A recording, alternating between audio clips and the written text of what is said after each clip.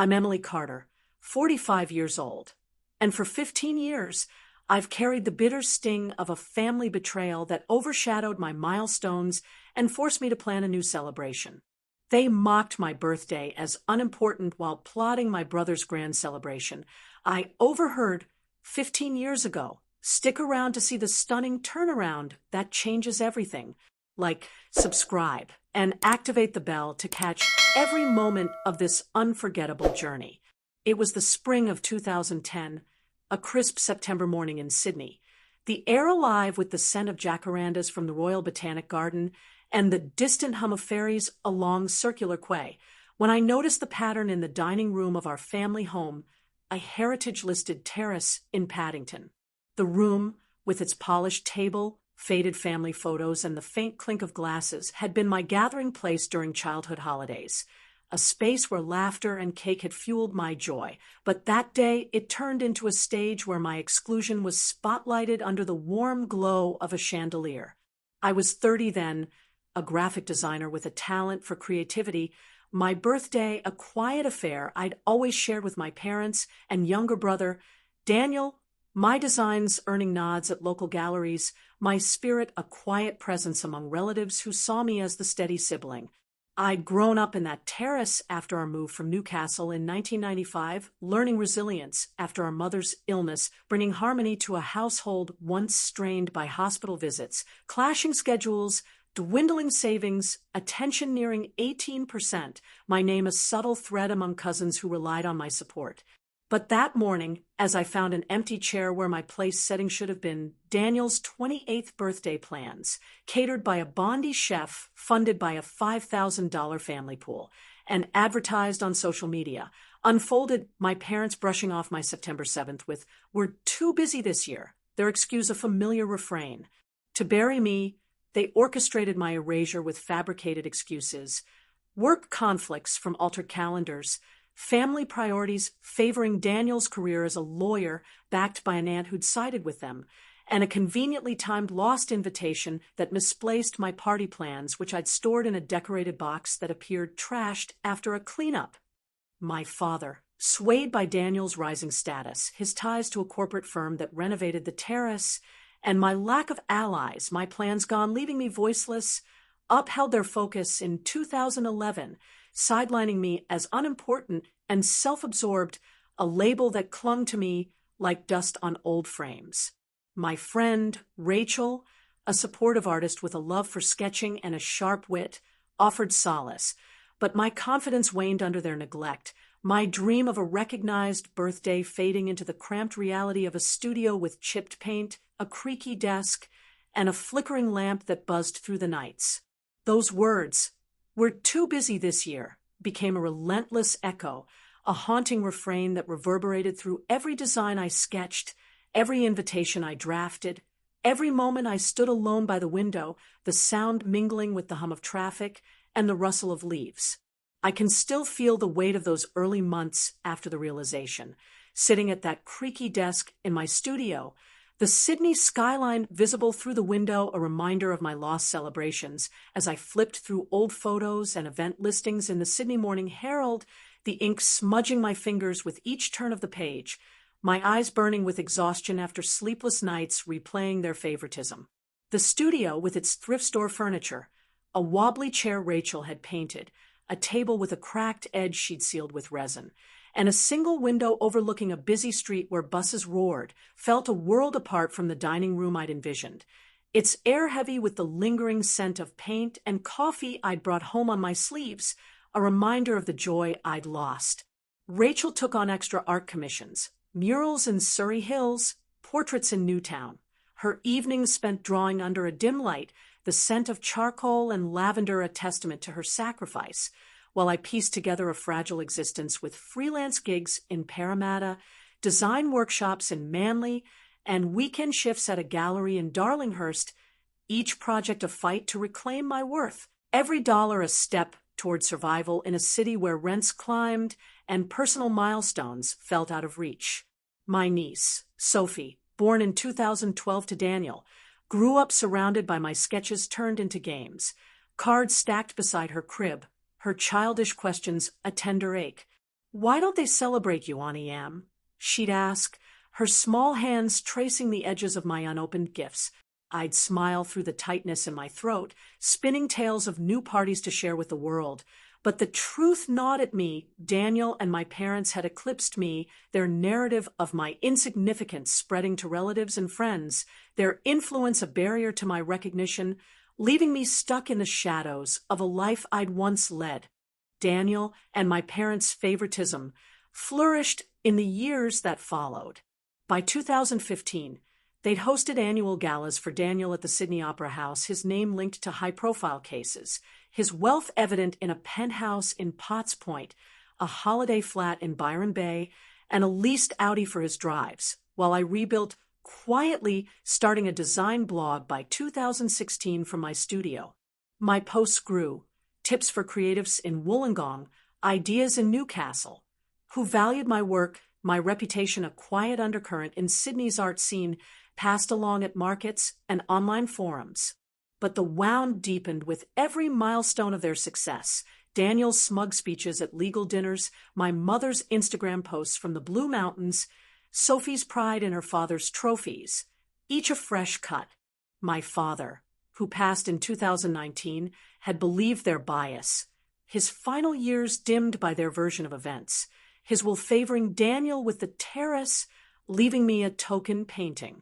Sophie, now 13 and studying art at a Sydney school, wrestled with loyalty, her early talents shadowed by Daniel's influence, her questions about my work strained by her grandparents' favor in the family, Rachel's unwavering support, her hand-drawn cards, her late-night critiques over cups of chai, her repairs of my flickering lamp, kept me steady, her friendship a steady stroke in the turmoil. The turning point came 3 years ago, in 2022, when the first cracks in their polished facade appeared.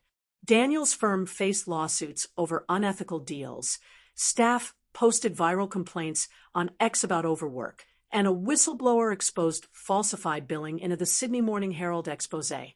At 42, with my hands aching from years of sketching, I began my discreet investigation, contacting old colleagues over coffee at cafes in Surrey Hills.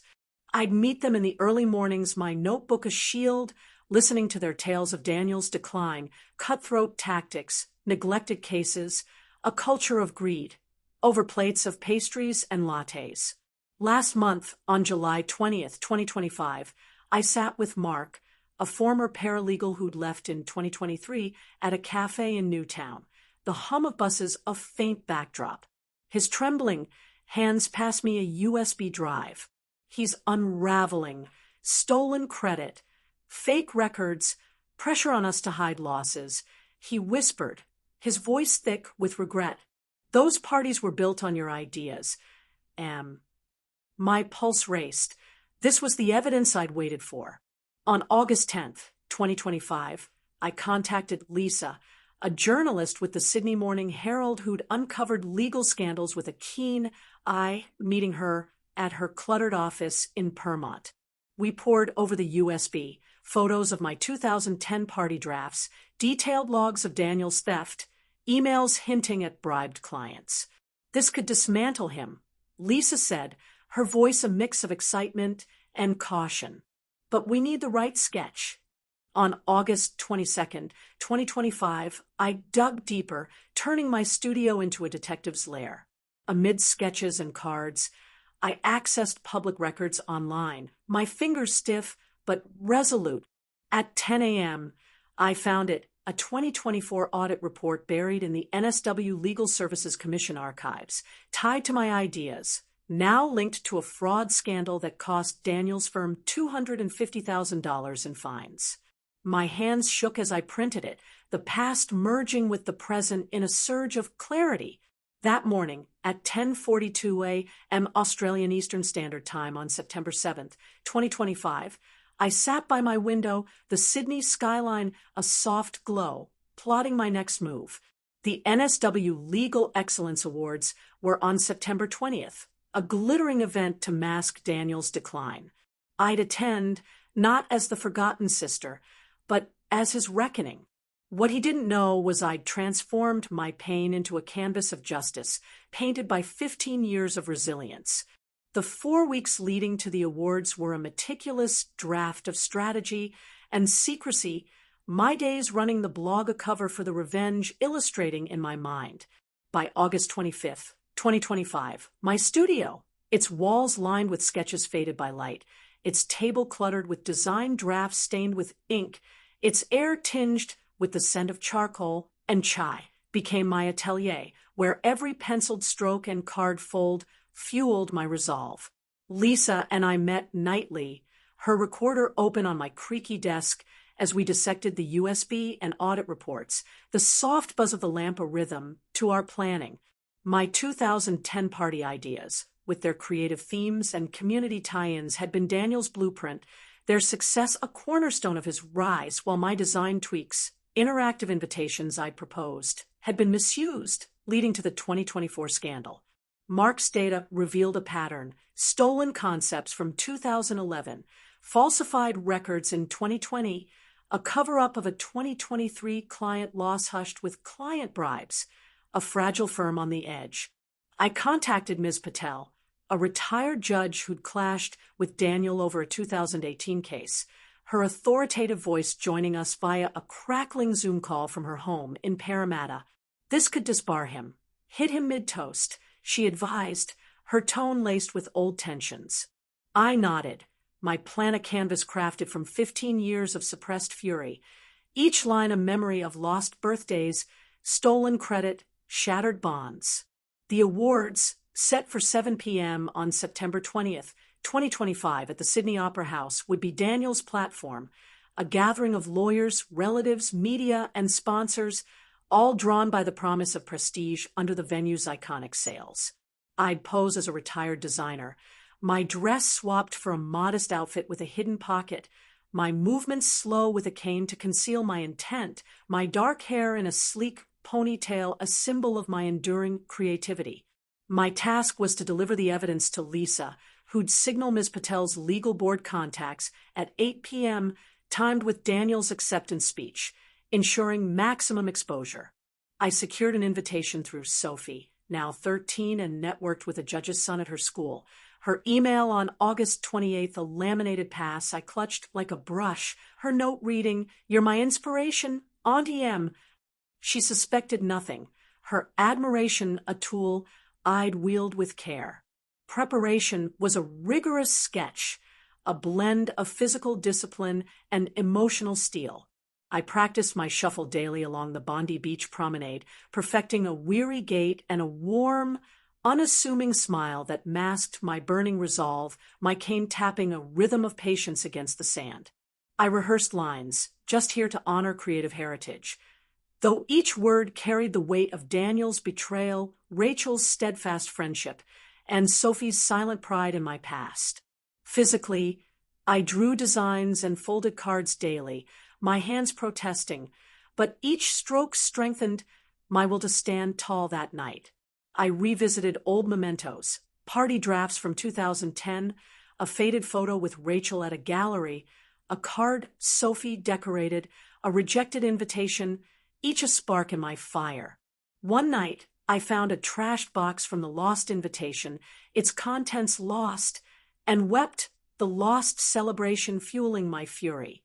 I tracked Sophie's life, her art projects, her friendship with a boy named Liam, hoping this act would secure her future free from Daniel's shadow.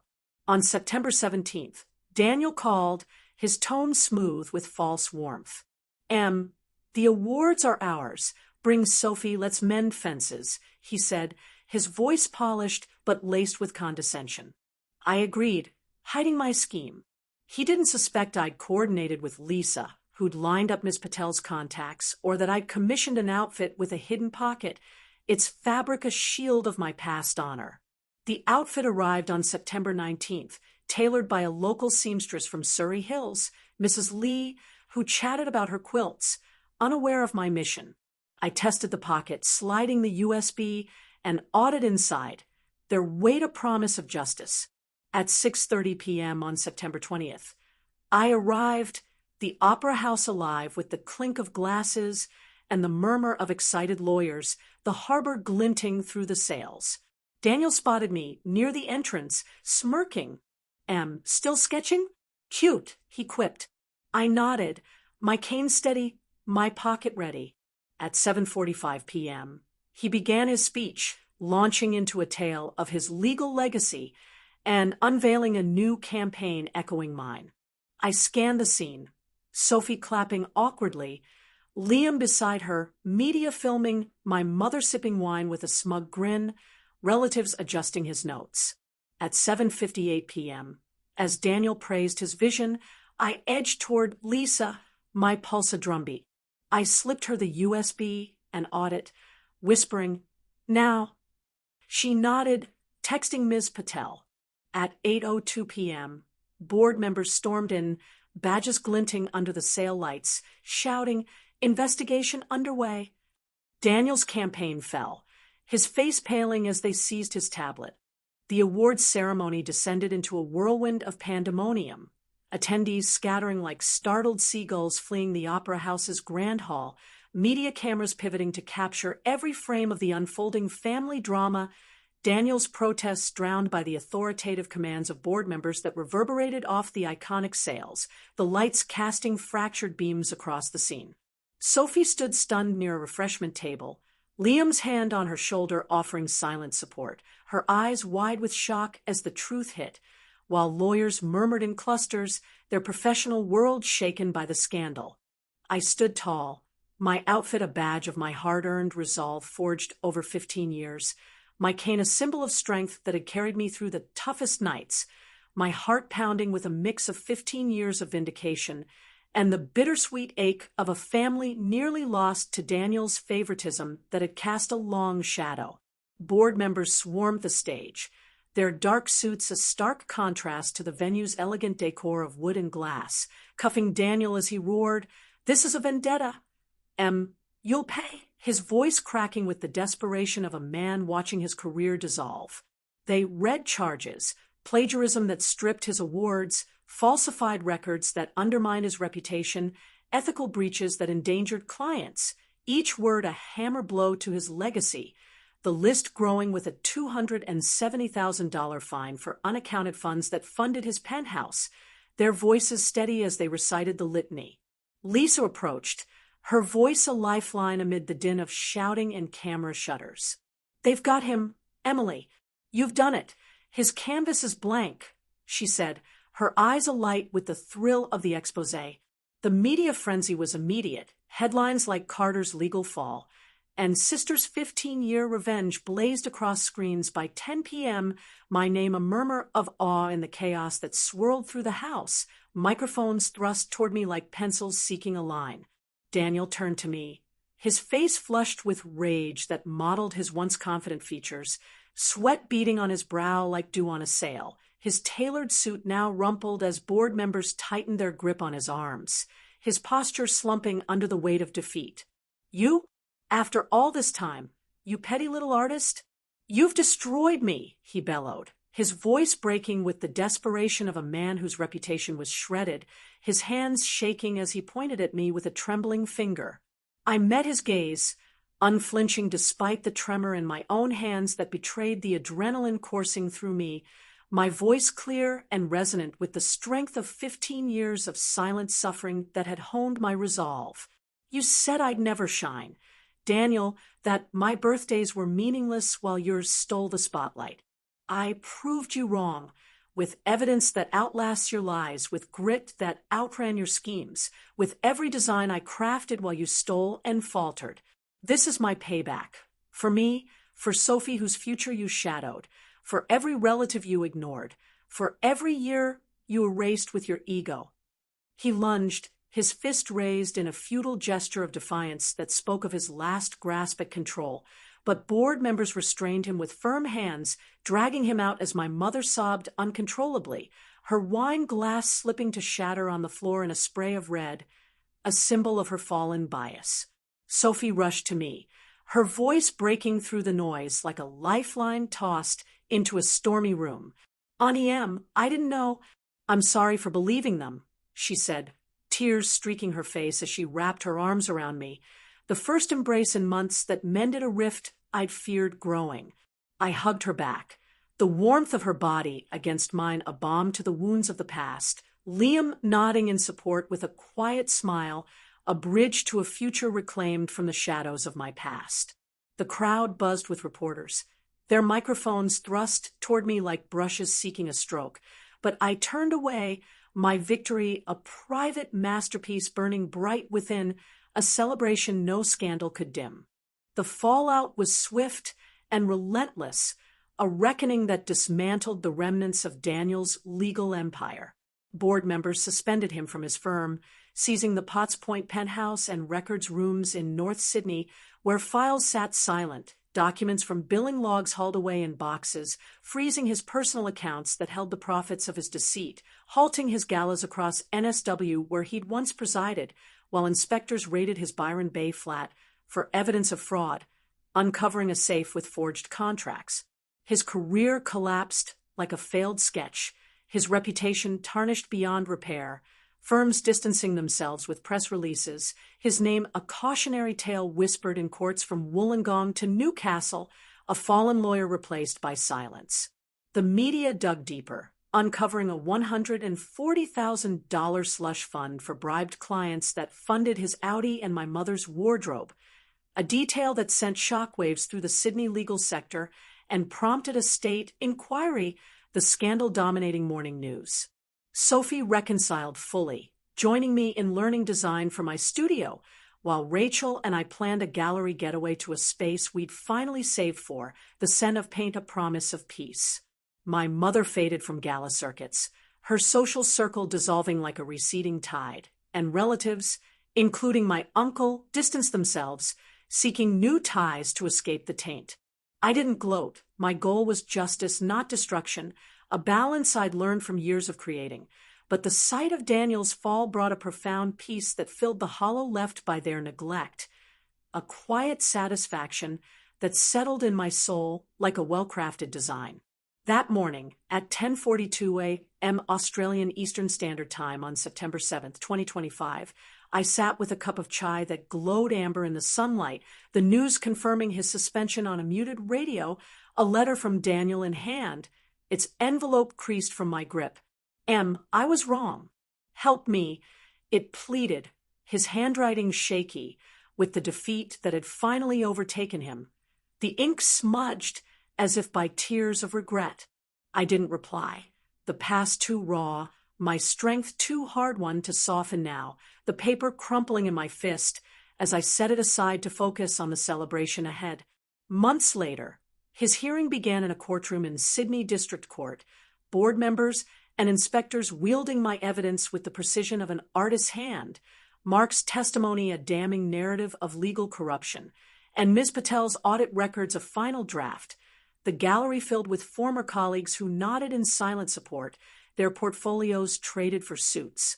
I attended the first day, my presence a silent testament to my journey from forgotten sister to this moment, seated beside Sophie and Rachel, whose hand I held tightly, and watched Daniel's defense crumble under the weight of truth, dozens of former staff stepping forward with tales of pressure and theft, their voices a chorus of validation that echoed through the room. The judge, a stern jurist with a passion for justice and a gavel that rang like a pencil tap, ordered a full investigation, hinting at a potential disbarment, and fines that loomed like a blank canvas, his ruling a vindication of my 15-year wait. Sophie and I launched Carter Creative Studios, restoring family pride with design projects, hiring Mark as a consultant whose expertise bridged my past and present, while Rachel retired from commissions to teach art to kids, her hands finding new purpose in clay. I visited the terrace once, its rooms silent with the absence of Daniel's voice, its photos a memory of my youth, a monument to his greed, and my redemption that stood tall in my heart. My revenge, 15 years in the making, was not just justice served with a stroke of spite. It was my rebirth, a celebration reclaimed from the wreckage of his favoritism, a testament to the resilience I'd always carried within, a masterpiece that grew richer with each birthday I claimed.